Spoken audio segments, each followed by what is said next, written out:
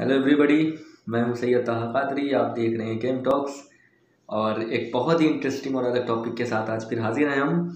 आज का टॉपिक बहुत ही इंटरेस्टिंग इसलिए है क्योंकि मैंने इससे पहले एक वीडियो बनाई थी जिसमें ये बताया था कि टेस्ला कंपनी, जो कि इलॉन मस्क की कंपनी है, वो इंडिया में, भारत में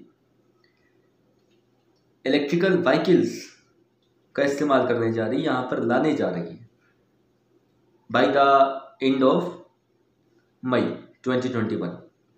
ये बात तब तक कंफर्म थी मगर अब और भी ज़्यादा कंफर्म हो गई क्योंकि अभी कुछ दिन पहले हमारे जो यूनियन मिनिस्टर हैं ट्रांसपोर्ट के, नितिन गडकरी जी, उन्होंने ये बात कंफर्म कर दिया कि हाँ, Tesla company by the end of the month मई 2021 ये कंपनी इंडिया में आ रही है, इस्टेब्लिश हो रही है और यहाँ पे इसकी बाकायदा फैक्ट्री सेटअप होगी और आने वाले सालों में यहाँ पर आप इसकी मैन्युफैक्चरिंग और साथ ही साथ इसका असेंबलिंग भी देख पाओगे। यानी सिर्फ बिकेगी नहीं, बेची नहीं जाएगी ये कारें यहाँ पर सिर्फ, बल्कि कुछ सालों में यहाँ पर इसकी मैन्युफैक्चरिंग भी होगी। तो अब आप इससे अंदाज़ा लगाइए कि आने वाले सालों में हमारा भारत, हमारा इंडिया, हमारा देश इस नज़रिए से, यानी मैन्युफैक्चरिंग के नज़रिए से, मैन्युफैक्चरिंग सेक्टर में कहाँ पे जाने वाला है। जब इलॉन मस्क, जो दुनिया के टॉप थ्री अमीर और मशहूर लोगों में से आते हैं, वो जब अपनी company Tesla Inc, INC incorporation कहा जाएगा उसको, तो इनका पहले कंपनी का नाम था टेस्ला मोटर्स, बट अब फिलहाल वो टेस्ला इनकॉर्पोरेशन के नाम से जानी जाती है। तो ये टेस्ला इंक कंपनी भारत में इस्टेब्लिश होगी, यहाँ असेंबली भी होगी इलेक्ट्रिकल कार्स की, इलेक्ट्रिकल व्हीकल्स की, और रोड पे चलेगी और बाकायदा असेंबलिंग होगी, बाकायदा मैन्युफैक्चरिंग होगी। तो आप इससे अंदाज़ा लगा सकते हैं कि आने वाले सालों में हमारी इकोनॉमी अभी जितनी गई है नीचे, आने वाले सालों में कितनी ऊपर जा सकती है, क्योंकि बहुत बड़ा रोल होता है एक मैन्युफैक्चरिंग सेक्टर का, GDP की ग्रोथ में बहुत बड़ा रोल होता है, बहुत बड़ा हाथ होता है। अब ये तो मैं GDP पे चला गया था, मगर आपको बता दूं, कन्फर्म न्यूज़ है कि टेस्ला कंपनी हमारे भारत में आ रही है by the end of 2021, sorry by the end of May of 2021। और उसकी वजह क्या है कि हम लिथियम बेस्ड, यानी लिथियम एक प्रोडक्ट होता है, लिथियम एक प्रोडक्ट है जो कि Chile, Bolivia, Argentina, China, United States, ऐसी कंट्रीज़ में पाया जाता है, अच्छे अमाउंट में पाया जाता है। भारत में आपको लिथियम पाउडर की तरह होता है, लिथियम वाइट कलर का, इसे वाइट गोल्ड भी बोला जाता है। तो लिथियम की बैटरीज, आजकल जो बैटरीज अब व्हीकल्स में आएंगी, इलेक्ट्रिकल व्हीकल्स में, वो होंगी लिथियम की बैटरीज। तो उन लिथियम की बैटरीज पर ये व्हीकल्स काम करेंगी। अब आपको मैं बता दूं, इस वक्त चाइना इलेक्ट्रिकल व्हीकल्स बनाने का सबसे बड़ा हब है दुनिया का। China is the on the top of the in manufacturing of electrical vehicles. But India China को डिफेम करेगा आने वाले कुछ सालों में, और फिर एक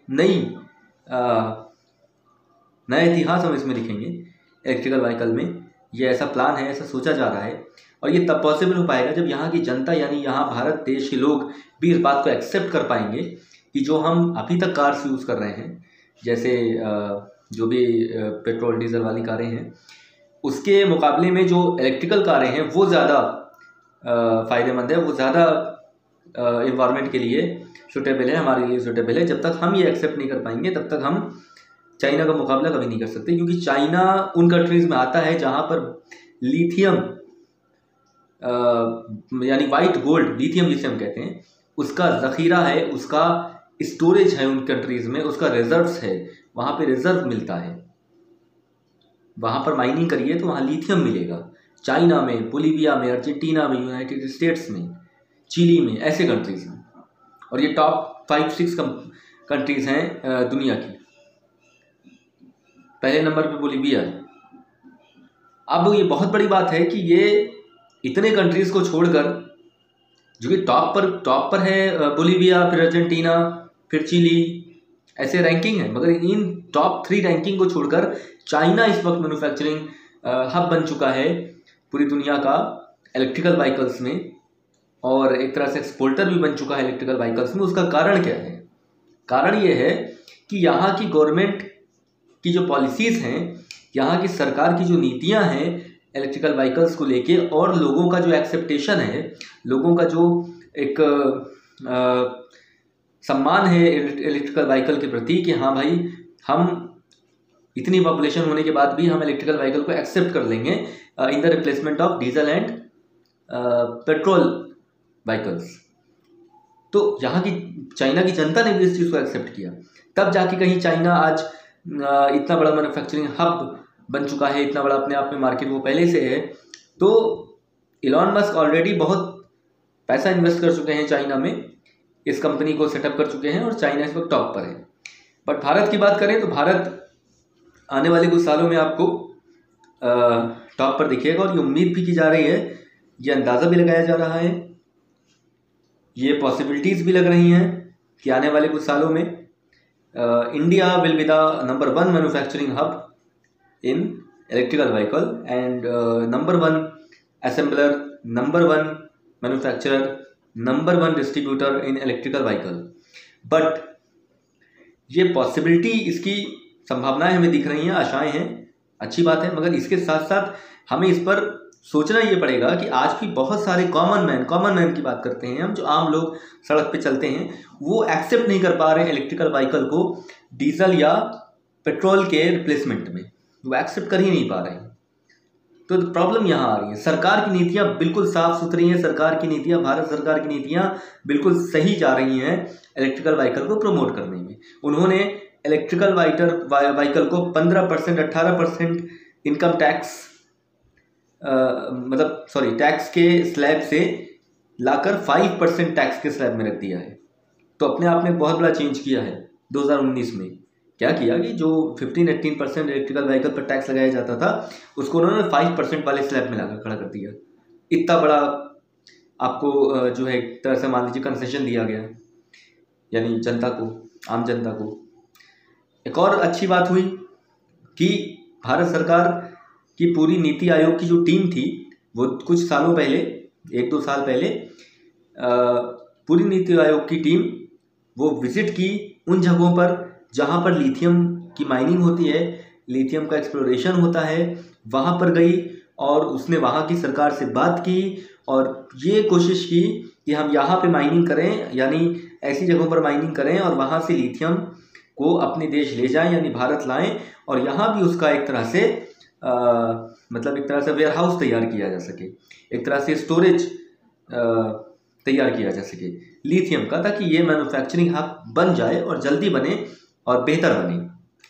तो एक जगह है, एक जगह बता दूं मैं आपको, एक ट्रायंगल है, जैसे बरमुंडा ट्रायंगल के नाम से एक जगह मशहूर है, वैसे ये लिथियम ट्रायंगल के नाम से एक जगह मशहूर है, जो कि अर्जेंटीना, बोलीविया और चिली, ये 3 कंट्रीज साइड बाई साइड हैं और बीच में एक ट्रायंगल क्रिएट होता है जिसे हम कहते हैं लिथियम ट्रायंगल।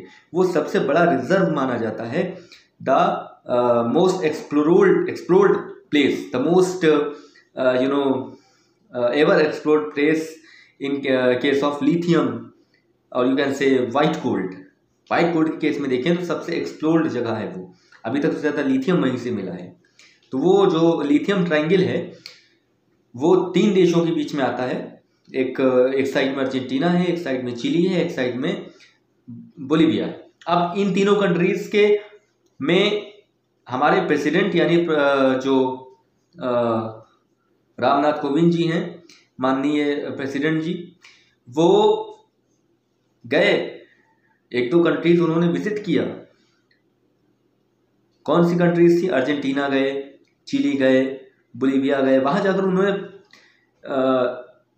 वहाँ के प्रेसिडेंट से मिले, वहाँ की सरकार से मिले, और साफ आपको इससे अंदाज़ा मिल जाएगा कि ये कंट्रीज़ पहले भारत के डिप्लोमेटिक तरीकों में या भारत के पॉलिटिकल फेज में नहीं दिख रही थी, बट 2018-19 में दिखने लगी जब से इलॉन मस्क ने ये ऐलान किया कि वो भारत आ रहे हैं।